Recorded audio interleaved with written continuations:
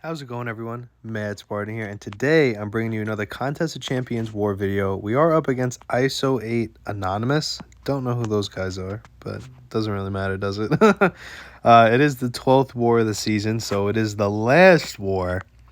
So we do have to make sure that we do end up winning this so that we get as close to Masters as possible for next season. And if you can tell by my voice, I am actually voiceovering this video and last video at the same time. So that's why I'm still a little sick. It's pretty much just a Quicksilver war. And then we have a Zemo and Rooted for Magneto. And I'm using the Mr. Fantastic pre-fights, I believe, for the boss. But that's besides the point. You guys won't be able to get to see that. But first up, we do have an Ebony Maw, which I don't know what was going on with me, but I was taking a lot of damage with Quicksilver. Like, I don't know. Like, did you see that? Like, that computer just parried me in the middle of blocking my hits. Like, it knew when my light attack was to parry. So I'm trying so hard to get the slow on him. I unfortunately did not get it.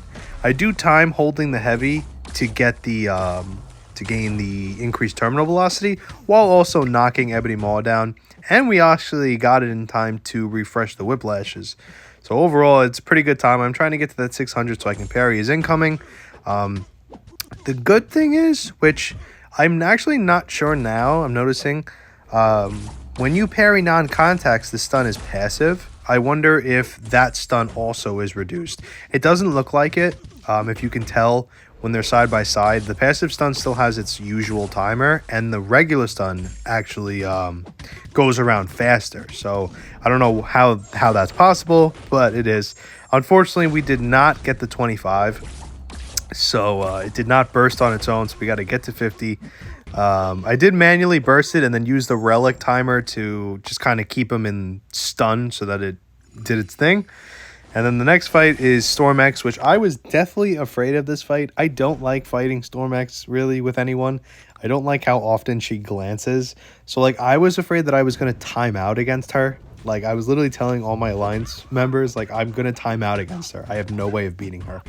But they said, you're just going to keep stacking the whiplashes eventually. Eventually, you'll have a big enough stack that you can just burst it. I was like, okay, not a problem.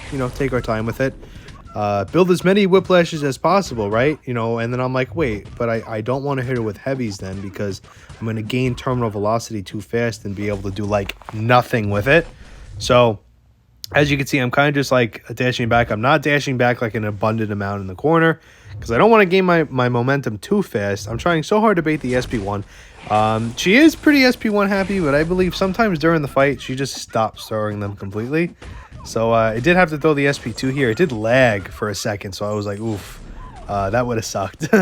We did get some damage down in my head. I'm like, to be honest, whether I can't get whiplashes or not, or if I lose them or something, like, it's not the end of the world due to the fact that the SP2 actually does a decent amount of damage. If I just keep throwing SP2s at her, I'll probably kill her. She is a rank 2, which isn't really a problem. It's just more with the glancing and stuff, like, and also with the node that she gets increased attack for every debuff on her.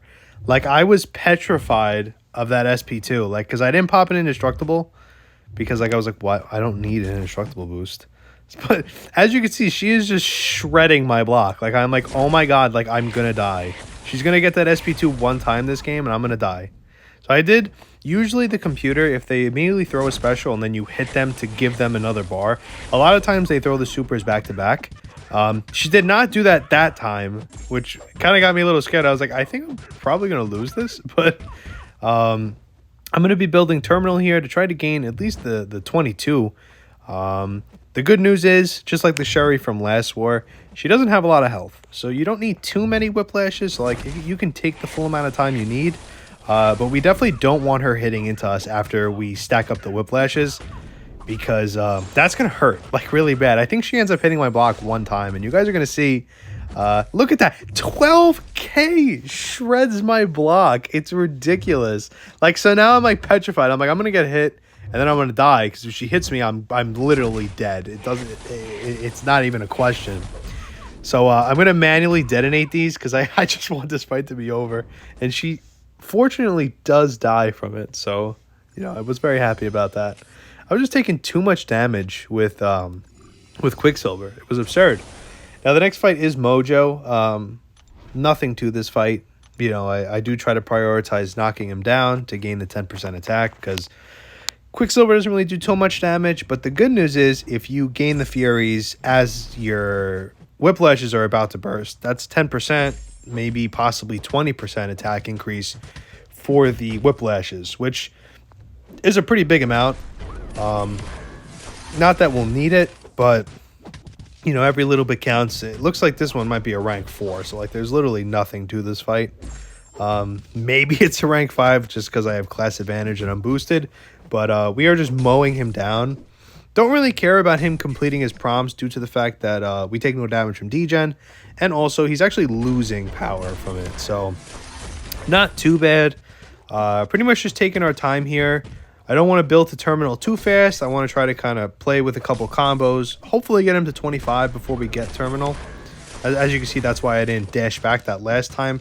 I want to try to save as many seconds on terminal velocity as possible. We do land the intercept, which should put us right at 25. Throw the SP2, perfect timing. And I'm going to hold block because I don't want the SP2 to hit me. And just like that, 158,000 burst damage. Sorry.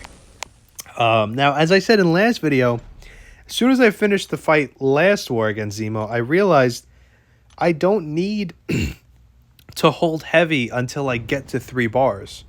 Because when they're magnetized, when you parry heavy, those prowesses are permanent. So, you know, it's not like you're going to stack it like it's been in the last like 3 wars where I get like 18 or 20 and like 10 or 15 of them go away, and then he gains the power from it, gains like almost 3 bars from it. If I just keep parry heavying with baiting specials and then hold the heavy at 3 bars, I don't even need the indestructible boost anymore. But I didn't know at the time if it was going to work, so I did pop the indestructible just in case. You know, as you can see here, we are pretty much just mowing him down. Just simple parry heavies, because I don't want to potentially get in a situation where I double them, you know, double them and double them again, and then he's not throwing his SP1, and then like 25 prowesses go away, and then he dies because he's going to throw the SP3 at me, and I got to get rooted, and just a way to save grade boost, and it looks like it worked. It's a pretty good technique, which I didn't even think about at the time, but I'm glad that I found it, because that, like I said in the last video, it just saves me using indestructibles because they are super valuable. But next up we do have Mangog. Aspect of Evolution Mangog. Not really much to it. Once you stack up the withers, not only the 5 from the global, but I believe he gives 3 or 4 on its own. You end up having like 8 or 9 withers. He actually ends up losing power. The only thing that I'm nervous about is Aspect of Evolution. Just makes it a little annoying, but I believe the fight should be over well before anything happens. You know, it should be well over that. So we are going to try to bait the SP1. We don't want the SP2 here. We'll end up like evading the first hit. I'm not sure how his evade failsafe actually works. I think it's only on intercepts and when he's stunned. So I would have to like dex the first hit and then dash in on a medium to evade the second hit. Only get hit like 2 or 3 times instead. But hopefully we don't have to worry about that. We do have the slow on him. I am trying to build momentum here. And as you can see, with how long his SP1 is, you actually can dash back a pretty good amount of times. We're right under the terminal velocity here. Trying to gain as many as possible with this last combo. Throw the SP2 and he should be dead. But he is pretty tanky, so we don't know. We're going to wait here. And just like that, 363,000. Crazy. Now, we do end up winning this war, which puts us at Platinum 1, Rank 4. I did record this like a day or 2 after the war ended, but, you know, my Alliance members are telling me that it had to get changed again.